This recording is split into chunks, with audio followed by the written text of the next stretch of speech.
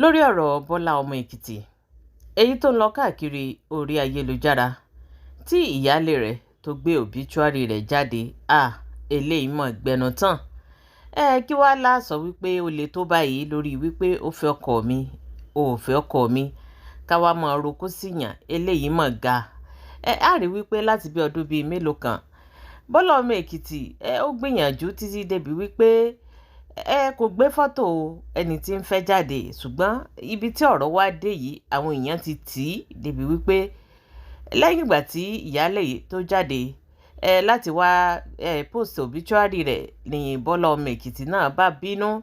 Ó bínú tán, ó bá kó gbogbo fọ́tò òun àtọkọ rẹ̀ ló bẹ̀rẹ̀ sí ní fọ́n sí orí ayélujára wípé ẹni tó bá fẹ́ kú kó kú ó lẹ́ni tó bá ro ikú rò òun ó ní kí wọ́n máa ṣáájú òun lọ. ẹ̀yin tèmi ọ̀rọ̀ náà mọ̀ gbẹnu tán, ó mọ̀ wá lẹ́tí kẹ́gàn. Lọ́wọ́lọ́wọ́ báyìí Bọ́lá ọmọ Èkìtì ó ti fọ́ fọ́tò òun àti ọkọ rẹ̀ síta ọ̀ ṣe ló jẹ́ kí àwọn èèyàn mọ̀ wípé òun àtọkọ òun àwọn tí ń bá a bọ̀ ọjọ́ ti pẹ́.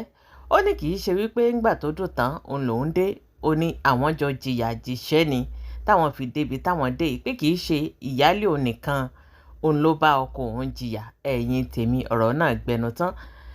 Ìdí nìyí tí Alhaja Mewolaka tí àwọn náà fi jáde lórí ọ̀rọ̀ náà láti wá sọ̀rọ̀ sókè. Ẹ jẹ́ ká gbọ́ nǹkan tí Alhaja Mewolaka èyí táwọn náà ní sọ lórí ọ̀rọ̀ tó wà nílẹ̀ yìí. nípa Bọ́lá ọmọ Èkìtì, èyí tèmi jẹ́ ìkan nínú àwọn olólùfẹ́ ni a fẹ́ dá sí, torí a ti sọ tẹ́lẹ̀ pé ọ̀rọ̀ tó bá ti kúrò nínú fámílì tó bá ti bọ́ sórí social media ẹni ká dá sí ni. Àmọ́ kì í wá ṣe Bọ́lá nìkan ni mo fẹ́ bá sọ̀rọ̀. Gbogbo ẹni tó wà ní irú position tí Bọ́lá wà yìí, gbogbo ẹni tó ń la nǹkan tí Bọ́lá ń là kọjá yìí ni mo fẹ́ kẹ́ ẹ tẹ́tí kẹ́ ẹ gbọ́ mi. Bọ́lá, lára àwọn olólùfẹ́ ẹ ni mo jẹ́, back to back ni mo follow ẹ. Kódà mo ń lẹ̀ nínú advertisement skill ẹ because you are good at what you do. Ṣé o rí nǹkan tó ṣẹlẹ̀ sí ẹ lẹ́nu ọjọ́ mẹ́ta yìí? Mo mọ̀ pé o ti mú mọ́ra, o ti play maturity, o ti mú ignoring game, o ti block as many as possible.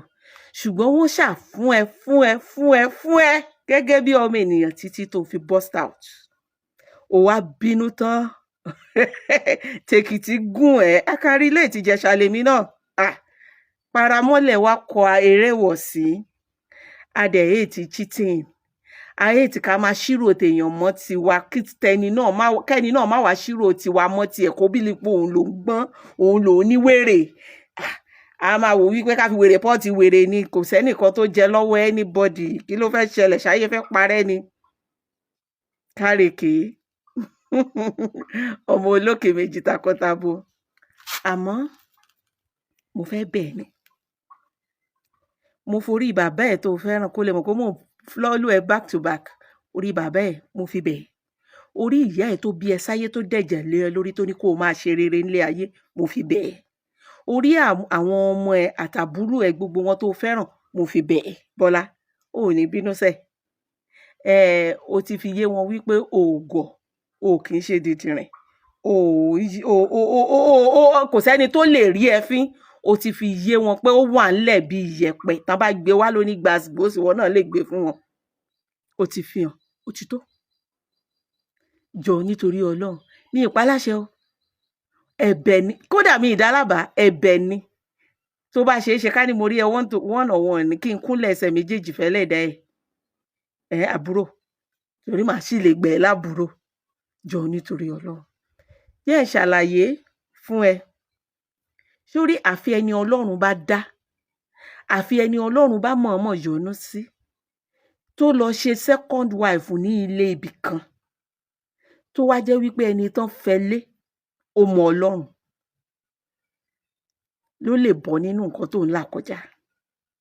Àwọn tí wọ́n ní ìyáálé dáadáa, ìyáálé tó bẹ̀rù Ọlọ́run, ìyáálé alálùbáríkà, ìyáálé tínú ẹ̀ dáa, wọn tó 2% nínú ilé olórogún. Ṣé wá rí àwọn tí wọ́n wá ní oore ọ̀fẹ́ yìí tán jẹ́ 2%, wọn kì í mọyì ìyáálé ọ̀hún. Níṣẹ́ ló máa ń rò wípé àwọn mọ̀ ṣe. nítorí pé àwọn ìyáálé wọ̀nyí wọ́n mọ̀ wípé gbogbo ohun táwọn bá ṣe àwọn láyé máa rí bíi victim. Bí wọ́n ṣèkà fún ẹ lábẹ́lẹ̀ tán wáìnì ẹ tó jẹ́ ìwọ ló ń pariwo síta, àwọn ni victim. Ojú wípé ìyá ó dẹ̀ wá gbọ́kọ ẹ̀ láyé fi ń wò wọ́n. Kó tiẹ̀ wá jẹ́ ìwà wọn gan ló mú kí ọkọ lọ fẹ́ ìyàwó lé wọn. Kó jẹ́ wípé wọ́n ti pa ọkọ yẹn tì tipẹ́tipẹ́ látijọ́ kó tó di wípé òde gan tí wọ́n ti pátì tí ọkọ ò rójú wọn lẹ̀ mọ́. Ọjọ́ tán bá ti fẹ́ ẹ ni wọ́n á máa ṣòro abẹ́lẹ̀. Ìwọ bínú ẹ ṣe rí ló ṣe máa pariwo. 2 fighting ló máa pè irọ́ ni o. Wọ́n fẹ́ sọ ẹ́ lẹ́nu ni o. Ṣé o mọ̀ pé ìyálé tó ń bá jà báyìí kò sí lórí social media, ariwo ẹ̀ láyé ń gbọ́. Àwọn olólùfẹ́ ẹ̀ ń support ẹ báyìí. Mo wá fẹ́ fi kinní kan dé ẹ lójú. Ẹnu táyé fi ń pàdé Ògún náà fi ń pàdé Ògún. Ẹnu tán fi ń sọ wípé o ò gbọ́dọ̀ gbà máa bàjà, àwọn náà látú lọ bá. Tó bá tún yára ní ó ti pọ̀ jù náà. Kí ló dé? Ṣé o fẹ́ lé ní? O gbọ́kọ ẹ̀. Ṣé o fẹ́ lé ní? O gbọ́kọ ẹ̀ o tún drag ẹ̀. Ṣé torí pé wọ́n ti àbí? Ṣé torí wípé you a social media person? Ṣé torí wípé o fine jùlọ? Ṣé torí pé o lówó jùlọ? Àwọn náà tún máa sọ bẹ́ẹ̀ o. Àwọn ìyálé ìdí ẹ̀ mọ̀. Wàláì wọ́n mọ̀. So ìwà ìkà inú wọn, wọ́n á wá wáìnì ẹ, wọ́n á frustrate ẹ, wọ́n á provoke ẹ, wàá wá pariwo tá. Sórí ariwo tá tó ń pa yìí, ìbínú tó ń bí nǹkan tó fẹ́ kó o ṣe gan. O rò wípé wọ́n mọ̀ pé ò ní react. Wọ́n mọ̀ pé ó máa react kán tó gbé RIP ẹ̀ síta, game ni. Wọ́n mọ̀ wípé o nífẹ̀ẹ́ ọmọ ẹ, wọ́n mọ̀ wípé o nífẹ̀ẹ́ ara ẹ, wọ́n mọ̀ pé o nífẹ̀ẹ́ gbogbo ẹbí ẹ. N tó fẹ́ràn jù yẹn lọ òun náà gbé síta tán kọ RIP sí. Wọ́n mọ̀ géèmù ni. Wọ́n dẹ̀ mọ̀ pé tó o bá ti bẹ̀rẹ̀ tínú bá ti bí ẹ, wọ́n ti study ẹ wípé o ò ní dákẹ́. Wọ́n á wá tì ẹ́ débi táyé fi máa sọ wípé ó sọ nǹkan tó ìtàn fẹ́ni tó lọ gbọ́kọ ẹ̀. Wọ́n fẹ́ bà brand ẹ jẹ́ ni. Brand ẹ àti dáadáa tó ń ṣe. Èmi tí mo jóbìnrin gan envy ẹ. Mi ìwà envy ẹ lọ́nà ibi o, ní ọ̀nà tó dáa ni. Ṣé kitchen ẹ àbí ilé ẹ àbí the joy àbí the beauty of God in you lèyàn ò ní envy ni. N tó fẹ́ bàjẹ́ nìyẹn. Sórí àwọn ọ̀tá ẹ̀ báyìí kì í ṣe àwọn olórogún nìkan o. Àwọn kan wà tó jẹ́ wípé ojú burúkú náà fi ń wò ó ṣóun nìkan ni tán jowú ẹ̀. One short time táwọn náà máa lè dá sí wípé ó ti tó. Bó ṣe rí nìyẹn. Àwọn tí ò fẹ́ràn àwọn tó ń jowú ẹ̀ àwọn sásábẹ́ ìyálé àtàwọn ẹbí ẹ̀ wọ́n á wá parapọ̀ wọ́n á fi máa drag ẹ̀. Wọ́n gbá géèmù yẹn fún mi rí mo rọ́ọ̀lù. Èmi ò tiẹ̀ wá sórí social media wá jà 2 fight ni. Wọ́n gbá géèmù yẹn fún mi mo dẹ̀ wọnú ẹ̀ trap ni.